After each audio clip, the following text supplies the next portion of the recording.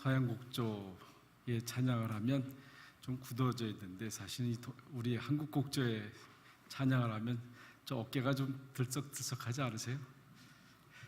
저는 우리 이런 곡들을 좀 많이 개발해서 불러서 참 좋겠다 그런 생각을 많이 하게 됩니다.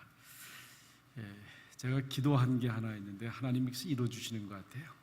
그래서 앞으로 여기는 성가대석 되고 여기는 일반석 되고, 그래서 정말 우리 온 교인이 이렇게 이런 사부하면 정말 저 하나님께 영광이 되고 우리 큰 축복이 될 거라고 생각이 됩니다.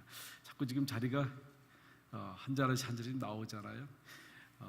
그래서 그저 여러분들 가운데서도 정말 찬양 가운데 영광 돌리기를 원하시면 믿음으로 하면 됩니다. 실력으로 하는 게 아니라, 지휘자는 아마 실력으로 할 건데 제가 봐서 믿음으로 하면 된다고 생각이 돼요. 믿음으로 하면 실력도 늘어날 거예요. 그죠? 지금 너무 우리 지휘자님이 그렇게 하고서는 심각해진 것 같아요. 사실 결론적으로 할 내용인데, 세계 최고의 암 전문 병원인 미국 텍사스 주립대 MD 앤더슨에서 암센터에서 31년 일한 김의신 박사님이 계신데, 신앙이 암 치료에 실제적 효과가 있다라고 그렇게 결론을 내렸습니다. 그러면서 아마 연구를 그렇게 하셨던 것 같아요. 교회 성가대원과 일반인, 물론 일반인 하면 교회를, 예수를 안 믿는 사람들을 얘기해요. 비교할 때 성가대원의 면역세포가 일반인보다 무려 1000배가 많다 그랬어요. 우리 성가대원들은 꼭 먹고 알 먹고, 그죠? 얼마나 좋으세요. 우리 찬양한다고 하는 게. 그러니까 예수 안 믿는 사람보다 성가대원으로 하나님 앞에 찬양하는 사람들이 면역세포가 1000배나 많다. 근데 이분만 그 얘기한 게 아니고요. 미국 듀크 대학 병원의 해럴드 퀘니 데이비슨 라슨이라고 하는 병원이 라슨이라고 두 의사가 또 그걸 조사를 해서 매주일 교회 나와서 찬양하고 감사하며 예배를 드리는 사람은 그렇지 않은 사람보다 평균 7년을 더 산대요. 그죠? 우리는 7년 평균적으로, 물론 예수 믿는다고 해서 뭐 병이 안 걸리거나 다 건강히 사는 것이 아니라 평균적으로 적어도 7년을 더 산다. 옛날 한경진 목사님이 그런 말씀하셨어요. 폐를 프리스턴 대학에서 공부할 때 폐를 한쪽 다 떼어내고 한쪽에 3분의 2 떼내고 3분의 1만 가지고 사셨잖아요. 그런데 누가 질문을 해서 어떻게 그렇게 건강을 유지하셨습니까? 근데 그분은 그런 얘기를 해요. 자기는 새벽마다 하나님 앞에 나가서 기도한 게 내 건강을 유지한 비결인 것 같다, 그렇게 얘기를 해요. 새벽마다 주님 앞에 나가서 간절히 기도한 것. 그러니까 우리는 천국에 가는 축복도 있지만 사실은 이 땅에서 그래도 예수 안 믿는 사람들보다는 건강하게 살 수 있는, 좀 더 오래 살 수 있는 그런 축복도 있다는 사실은 분명한 겁니다. 그래서 우리 성가대뿐만 아니라 우리가 찬양할 때 여러분 그냥 애써서 하세요. 애써서. 저는 학교 다닐 때 음악 점수를 우를 맞은 적이 없어요. 거의 다 미 아니면 양이었었어요. 그 정도로 음악을 못했는데, 그래서 나중에 제가 뮌헨에 가서 목회할 때 이제 앞에서 이렇게 하잖아요. 크게 하잖아요. 그러면 거기는 성악 전공하는 친구들이 여러 명 됐어요. 그래서 꼭 내려와서 그냥 모른 척하고 가면 되는데 꼭 그래요. 목사님 반음 올라갔습니다. 반음 떨어졌습니다. 아마 성악을 전공하신 분들은 제가 부르는 찬양이 좀 거슬리는 것 같아요. 소리는 큰데 안 맞으니까. 그런데 뭐 어쩔 수 없잖아요. 여러분, 저는 그래요. 물론 정확하게 부르는 것 굉장히 중요하지만 그보다 더 중요한 거는 정말 마음을 모두어서 정말 애써서 하나님 앞에 예배드리는 것, 찬양하는 것, 그게 더 중요할 거예요. 그러면 우리 그렇잖아요. 1000배나 면역세포가 많다. 그렇게 되면 혈압이 떨어진대요. 찬양을 하시면 혈압이 떨어진대요. 그리고 스트레스가 해소된대요. 그죠? 싸울 때 큰 소리 치지 마시고요. 찬양할 때 큰 소리로 하시면 스트레스가 해소돼서 정서에도 도움이 된다. 그렇게 보통 이제 연구하는 분들이 그렇게 결론을 내고 있습니다.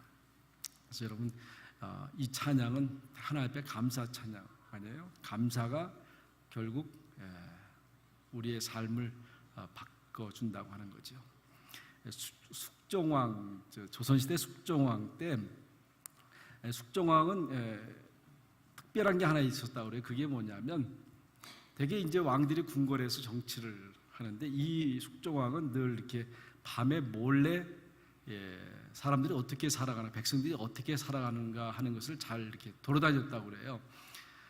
근데 그분한테 그런 일화가 하나 있습니다. 어느 날 이제 평복을 갈아입고 이제 이렇게 백성들의 사는 데를 돌아가는데 막 그 오두막 집에서 웃음소리가 막 나더래. 뭐 깔깔대고 막 하고. 그래서 이 부잣집이 사는 기와집을 이렇게 지나올 때는 그런 웃음소리를 못 들었는데 그 오두막집을 지날 때 그런 막 너무 행복한 소리가 들려서 그게 궁금한 거예요. 도대체 저 집은 무슨 저렇게 좋은 일이 있기에 저렇게 웃음소리가 그치질 않고 있는가. 그래서 들어가면서 이제 물 한 사발 달라고 주인장 계시냐고 그래서 물을 한 사발 달라고 그래서 문을 여는 순간 안을 이렇게 들여다봤다고 그래요. 봤더니만 할아버지는 새끼를 꼬고 있고 수염이 허연 할아버지는 새끼를 꼬고 있고 그 옆에 손주들은 할아버지가 새끼 꼬니까 이렇게 집을 하나씩 이렇게 저도 해봤거든요. 옛날에요. 집을 하나씩 이렇게 막 나눠주면서 장난치고 그 다음에 할머니는 빨래를 이렇게 밟고 있고 옛날엔 다리미가 없었으니까 풀맥에서 이렇게 밟았잖아요. 밟고 있고 그 어머니는 이게 옷을 깃고 있고 그래서 이제 물을 한 사발 얻어 먹으면서 물어본 거예요. 어떻게 이렇게 재밌습니까? 행복합니까? 그러니까 그런 말도 마시고 우리 집은 너무 행복하고 웃음이 늘 끊이지 않습니다. 왜 그렇습니까? 하니까 이렇게 한 집에 같이 살면서 저축도 하고 빚도 갚으면서 우리 집은 살고 있습니다. 그런 거예요. 저축도 하고 빚도 갚고. 그러니까 임금 이 숙종왕은 도대체 이해할 수가 없는 거예요. 도대체 이렇게 초라한 오두막집에서 그 할아버지 3대가 같이 이렇게 올망졸망 살아가는데 어떻게 빚도 갚고 저축도 하고 살아가나. 그리고 이제 의문을 돌아와서 아무리 봐도 이해가 안 가는 거예요. 그래서 신하를 보내서 좀 알아봐라. 도대체 어떤 일이 있기에 저런 집에서 빚도 갚고 저축도 하며 살아갈 수 있을까? 신하가 가서 이제 다시 물어본 거예요. 물어봤더니 하는 말이 할아버지를 모시고 있으니까 할머니 할아버지를 모시고 있으니까 빚을 갚는 거고 또 이렇게 자식을 키우고 있으니까 이거 저축하는 것 아닙니까? 저는 하얗고 이 예화를 읽으면서 정말 우리의 사는 게 이런 건데 그렇잖아요. 어른들을 모시면서 빚을 갚는 거 아니에요. 어른들 모시는 게 빚을 갚는 거예요. 그리고 자녀들을 잘 키우는 건 저축하는 거 아니에요. 그렇게 되면 보험이 있을 필요가 없는데 지금은 다 제각기요. 그러니까 이 주인장 하는 말이 이러니 우리가 감사하지 않을 수 있겠냐고. 이러니까 우리가 행복하지 않을 수 있겠느냐고. 이러니. 그래서 큰 것을 깨달았다고 하는 그런 이야기입니다.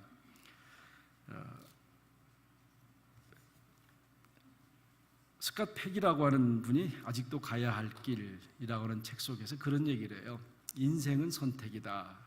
인생은 선택이다라는 말을 하게 되는데 그 얘기는 뭐냐면 선택할 수 있다고 하는 것이 바로 인간이라고 하는 거죠. 그게 우리의 특권 아니에요. 우리가 선택한다고 하는 것.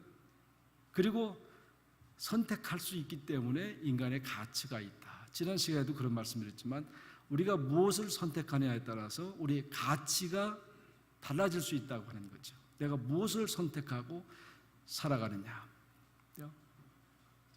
우리는 역사 속에 뭐 정치 이런 속에서 많은 것을 보고 배우면서 삶의 현장에서는 엉뚱한 것 자꾸 선택하기 때문에 문제가 생기는 거 아니에요? 우리가 무엇을 선택하느냐, 이거에 따라서 인간의 가치가 달라진다 하는 거죠. 그러면서 이분이 하는 말이 결국 감사도 선택이다, 그런 말을 해요. 감사도 선택이다.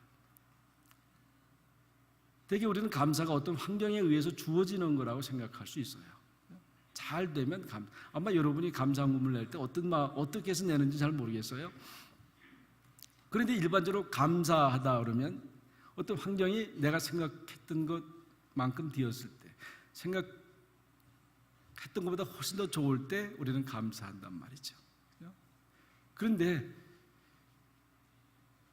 결국 일반적으로 보면 어떤 상황 속에서도 원망하는 분은 원망을 해요.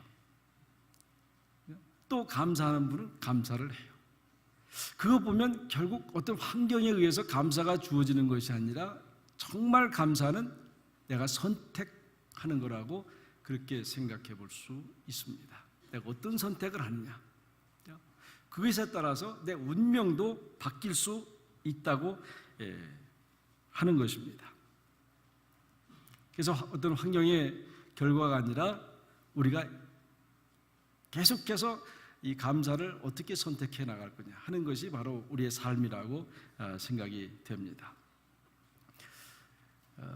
옛날 어른들이 가끔씩 이렇게 너무너무 살기 힘드니까 그저 죽지 못해 산다, 그런 말을 많이 하셨어요. 저희 부모님도 그저 어른들 주위에 보면 그저 요새 편안하십니까? 잘 지내십니까? 그러면 옛날 어른들이 그런 말 참 많이 했어요. 죽지 못해 산다.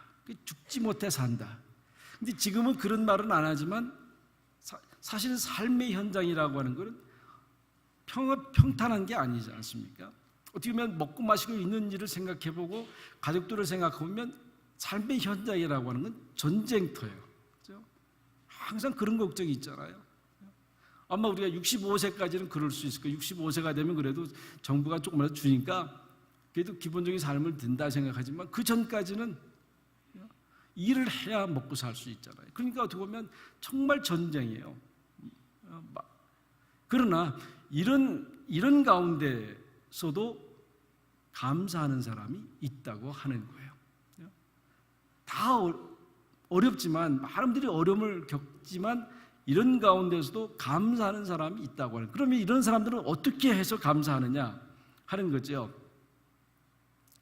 어떻게 해서 여러분, 감사하는 분들은 어떻게 해서 감사하고 있습니까? 어려움을 축복의 다른 형태로 아는 사람은 감사할 수 있어요. 어떤 불행은 또 다른 축복의 한 모습이다 라고 생각하는 사람들이죠. 지금 내가 어렵지만 이걸 잘 보니까 하나님의 사랑을 내가 깨달아요. 여기에 무슨 특별한 의미가 있다는 사실을 깨달으면 그 불행은 나에게 축복으로 고백할 수 있다고 하는 거죠. 그런 면에서 감사할 수 있다고 하는 거죠. 또는 또 다른 기회다. 나의 고통은 또 다른 기회라고 하는 사실을 아는 사람. 여러 때로 내가 가는 길을 바꿔야 되는데 그렇잖아요. 그냥 여기에 안주하고 싶은 마음 때문에 또 다른 선택, 정말 좋은 선택이 있음에도 불구하고 정말 좋은 길이 있음에도 불구하고 안 가요. 그런데 어떤 불행을 통해서 어떤 어려움을 통해서 그것을 선택할 수 있는 기회가 주어진다는 거예요. 어쩔 수 없이 그것을 선택하지만 그러나 그것이 결국 그에게 복된 길일 수가 많아요. 저는 저희 집안에 대해서는 늘 자부심이 있는데 저희 집안 사람들이 큰 사람들이 없어요. 그 시골 동네 이렇게 집성촌을 일구 살았는데 사실은 다 잘 살았어요. 시골 사람으로서는 밥을 굶는 사람이 없었어요. 되게 공부도 되게 중학교, 고등학교를 되게 그 당시 한 사람, 대학 나와서 농사를 짓는 사람들도 몇 사람이 있었을 정도니까요. 그런데 문제는 큰 사람이 없어요. 고생을 안 하니까 어디 나가서 무슨 새로운 모험을 할 생각을 안 해요. 저는 그게 많이 불만이었어요. 조금 어렵더라도 뭘 좀 차고 나가야 되는데, 그런데 옆에 동네는 아주 찢어지게 가난했거든요. 그런데 거기는 굵직한 사람들이 있어요. 굵직한 사람들이. 그게 뭐냐면 이제 시골에서 소망이 없으니까 도시로 나가서 고생하지만 결국 뭔가 큰 일을 이루는 걸 봐요. 그래서 여러분, 항상 불행은, 어려움은 축복의 한 기회가 될 수 있다는 것을 알면 내가 당하는 어려움에 대해서 우리는 감사할 수 있다고 하는 거죠. 우리가 또 잘 풀릴 때 대개 우리는 때로는 우연이라고 생각할 수도 있어요. 우리 말하면 재수가 좋아서 내가 지금 이렇게 잘 풀려가고 있다. 그런 사람들도 감사를 못 하잖아요. 근데 감사하는 사람, 어떤 사람이 감사해요? 아무리 일을 잘 돼도, 잘 풀려도 이건 내가 수고한 것의 대가가 아니고 하나님이 주신 은혜라고 생각할 때에만 사실은 감사할 수 있어요. 우리가 밥 먹는 거, 또 우리가 입는 것, 그러니까 생각해 보면 어느 하나 감사하지 않을 수가 없잖아요. 여러분 신는 구두, 그죠? 여러분이 직접 만들어서 구두 만들어서 신는다고 생각해보세요. 옷 직접 만들어 입는다고 생각해 보세요. 지금은 아무 생각 없이 돈 주면 살 수 있다고 생각하기 때문에 그렇게 큰 감사를 하지만 정말 그 만드는 장면을 우리 옛날 분들은 알잖아요. 저도 저 시골집에서 옛날에 무명짠 거 봐서 알아요. 겨울 되면 계속해서 목화에서 그걸 다듬어서 씨를 빼고 그걸 또 다 씨를 만들어서 걸어서 이제 무명 옷감을 짜면 그걸 또 다시 또 탈색을 하냐고, 그 다음에 또 이제 물감 들이고, 이 엄청나게 많은 수고와 고생이죠. 그런데 지금은 그렇지 않죠. 근데 그거 생각해 보면 어느 하나 감사하지 않은 일이 없는 거예요. 내가 수고한 것보다 훨씬 더 많은 은혜를 우리가 받고 살아간다. 그래서 그런 사람이 감사할 수 있잖아요. 또 여러분, 역경, 어려움 말하면 그런 거예요. 깨달음도 어서 와요. 편하게 사는 사람은 깨달음이 별로 없어요. 근데 정말 어려움을 당할 때 그때 하잖아요. 그죠? 그러니까 역경이 주는 그 깨달음, 그 역경이 주는 그 가르침, 이런 걸 생각해 보면 어느 하나 감사하지 않은 일이 없는 거예요.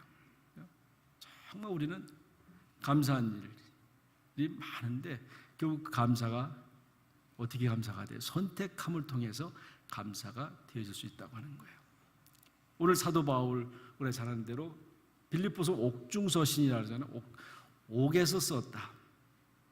여러분 로마 가보시면 이게 바울 사도가 갇혔던 감옥이라고 하는 데가 있어요. 그 거기다가 써놨어요. 근데 그 바닥은 돌바닥이에요. 이게 돌감옥의 지하입니다. 여러분 돌감옥의 지하라고 생각해 보세요. 그거 갇힌다고 생각해 보세요. 그런데 빌립보서를 보면 감사하라 또 기뻐하라고 하는 말이 수십 번 나와요. 계속해서. 그러니까 어떻게 감사할 수 없는 그런 조건에서 감사하라고 기뻐하라고 했을까? 더구나 저는 그런 생각이 들어요. 신앙적으로 봐도 하나님이 사도 바울을 붙잡았잖아요. 그래서 빌립보서 3장에 있는 것처럼 자기는 붙잡힌 바 됐다 그랬어요. 붙잡힌 바 됐다. 그래서 붙잡아서 거기다 사명감을 줬어요. 뜨거운 열정을 줘서 1차, 3차 그 어려움 가운데 복음을 전해요. 다니면서 수없이 많이 고생했지만 그래도 복음 전할 기회가 주어졌어요. 그런데 지금은 감옥에 있잖아요. 그래서 하나님 내게 이 사명 주었으면 나로 하여금 복음을 마음껏 전할 수 있도록 그렇게 해 주셔야지 왜 지금 나를 감옥에다 가두었습니까? 그러니까 이거는 이해할 수 있는 게 아니에요. 그럼에도 불구하고 바울은 감사하라 기뻐하라는 말을 계속하고 있어요. 왜 그렇겠습니까? 기뻐한다고는 말이 카라예요. 우리 기약팀 이름이 카라인데요. 카라, 이게 기뻐한다 이죠. 기뻐한다. 근데 은혜라고 하는 말은 카리스라는 말을 써요. 카리스, 은혜. 그 다음에 복이라고 하는 말은 유카리스 이렇게 씁니다. 이게 우리가 들어도 똑같아요. 어원이 똑같아요.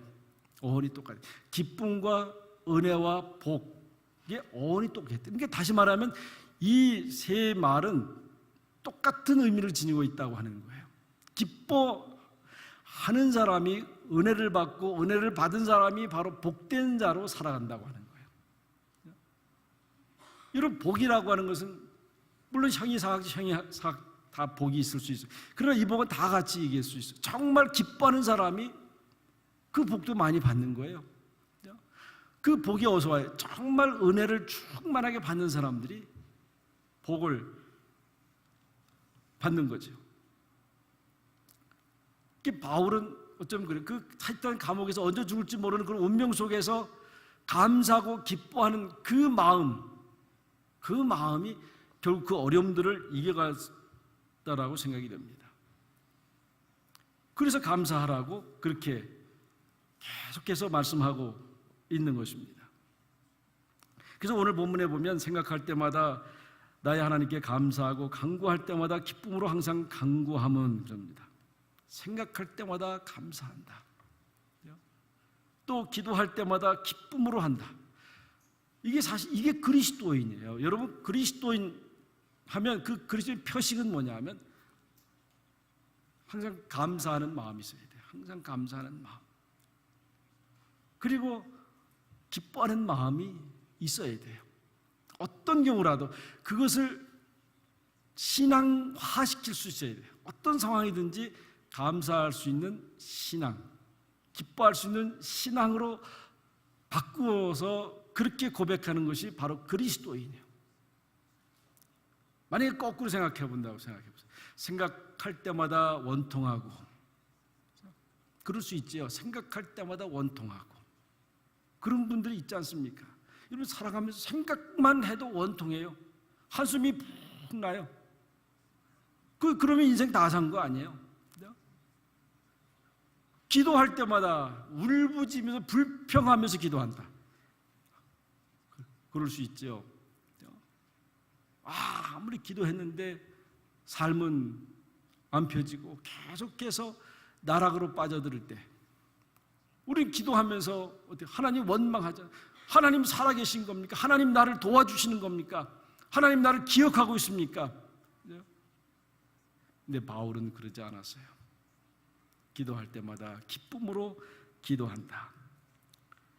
왜 그러냐면 사도 바울은 빌립보서 4장 6절에 이렇게 말씀하고 있어요. 아무것도 염려하지 말고 다만 모든 일에 기도와 간구로 너희 구할 것을 감사함으로 하나님께 알아라. 그러면 모든 지각이 뛰어나신 하나님께서 너의 생각을 지켜주시라 그러잖아요. 그러니까 예수 믿는 사람들은 그런 거예요. 감사함으로 기도해라. 감사함으로 기도해라. 세상에 내 뜻대로 이루어지는 게 있습니까?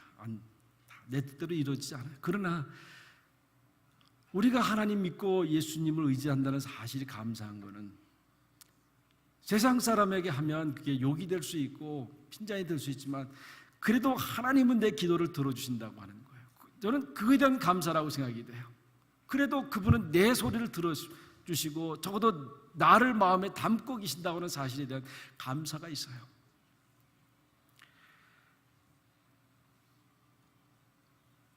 빌립보서 1장 18절에도 내가 기뻐하고 또한 기뻐하리라 그런 말씀이십니다. 2장 17절 18절에도 보면 나는 기뻐하고 너희와 무리와 함께 기뻐하리니 이와 같이 너희도 기뻐하고 나와 함께 기뻐하리라.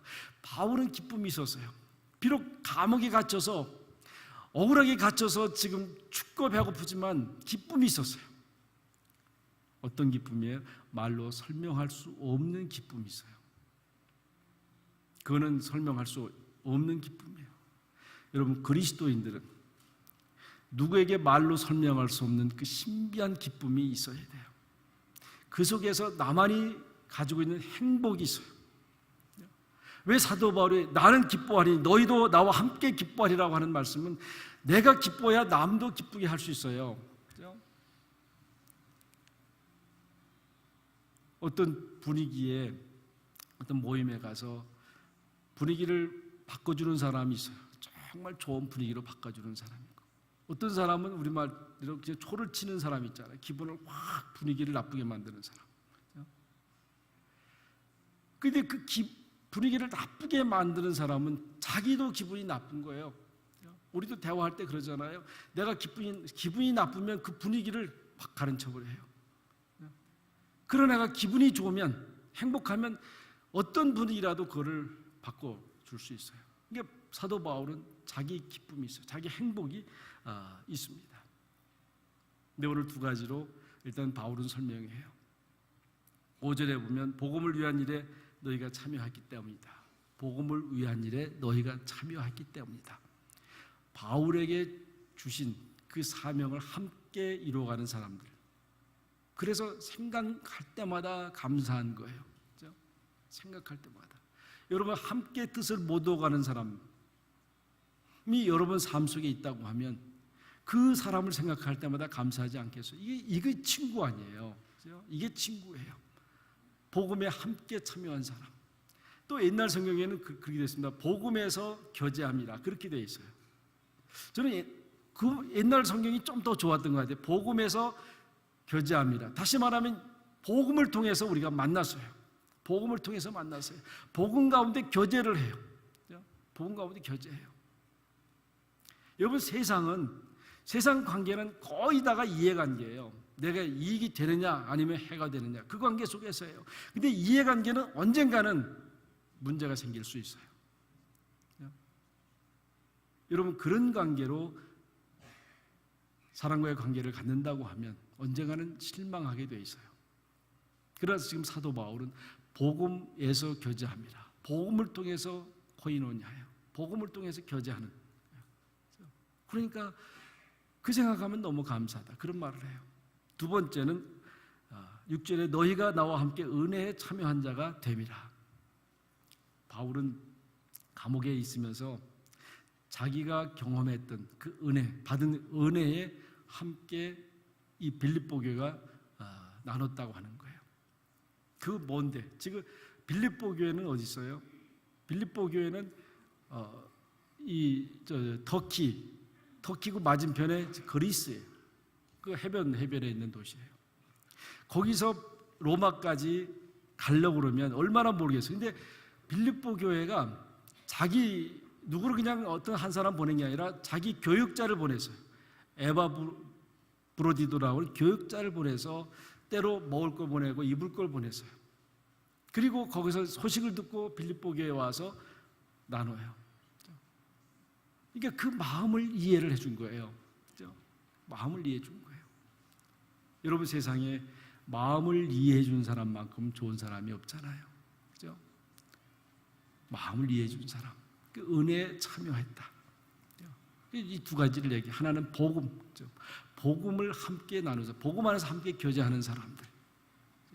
또 하나는 그 교제에 참여했다. 은혜에 참여했다. 이래서 이 바울은 생각날 때마다 감사하고 기도할 때마다 기쁨으로 기도한다고 그렇게 고백을 하고 있습니다. 그 감사요. 그 감사가 그 어려움을 다 이겨가요. 그래서 이스라엘 사람들은 지혜를 모은 탈무드에서 그렇게 하잖아요. 최고의 부자, 최고의 행복한 사람은 누구냐? 감사하는 사람이다. 최고의 부자, 최고의 최고의 행복은 바로 감사하는 사람이 바로 이다라고 그렇게 얘기하고 있습니다. 여러분 우리 교회에 종이 있어요. 몇 분 빼놓고는 모를 건데 우리 교회 정말 종이 있어요. 제가 옛날에 한번 그냥 무턱대고 쳐봤어요. 그랬더니만 캐나다는 종을 못 친대요. 그게 사실인지 아닌지 모르겠어요. 근데 우리 교회 종이 소리가 굉장히 좋은 거예요. 그런데 저 종은 뭐예요? 지금 소리를 못 내니까 있으나마나 아니에요. 그죠? 정말 시간마다 예배 드릴 때 쳤으면 얼마나 좋겠어요. 근데 종도 종을 쳐야 종이 되는 거 아니에요? 다시 말해 행복은 뭐예요? 행복이라고 하는 건 우리가 감사해야 행복이에요. 그죠? 감사하지 않으면 그건 행복이 될 수가 없어요. 그죠? 그래서 우리가 감사를 선택하는 거예요. 선택하면 감사가 생각이 나요. 그죠? 그리고 감사의 행동을 하게 되고 그렇게 되면 감사의 습관이 돼요. 감사의 습관이 깊어지면 내가 바뀌는 거예요. 내가 감사의 성품이 될 수 있어요. 여러분, 감사의 성품으로 바뀌면 운명이 바뀌는 거예요. 그래서 바울이 그 감옥에 있으면서도 기뻐하라고 감사하라고 한 이유는 바로 거기에 있어요. 그렇게 할 때 하나님이 그의 운명이 바뀌어지는 축복을 함께 하는 거예요. 그래서 여러분, 저는 이 서양 사람들이 땡큐라고 하는 말을 참 많이 하는데 좀 부러워요. 어떤 경우로 땡큐를 많이 하고, 그게 어떤 의미에서 하는지는 모르지만 적어도 땡큐라고 하는 말은 우리의 운명을 바꾸는 거예요. 그래서 우리도 어떤 경우라도 감사하는 그런 말을, 감사의 생각을, 감사의 성품을 가짐을 통해서 우리의 삶이 바뀌는 놀라운 축복이 함께 하시기를 바랍니다. 기도하십시다. 하나님 아버지, 감사합니다. 그래도 이렇게 우리가 주님을 의지하면서 주님께 감사할 수 있고, 그 가운데 내 형제 자매들에게, 친구들에게, 이웃에게 또 감사할 수 있는 마음을 깨닫게 하시고 또 그렇게 고백할 수 있도록 은혜 주심을 감사합니다. 하나님, 우리 마음속에 깊은 원망과 아픔이 있을지라도 그것이 언젠가는 복이 될 것을 우리가 생각하고 바라보고 믿고 그것을 감사함으로 고백할 수 있도록 축복하여 주시옵소서. 언젠가는 저들의 감사가 삶의 실상으로, 증거로 나타나게 하여 주옵소서. 예수님의 이름으로 간절히 기도하옵나이다. 아멘.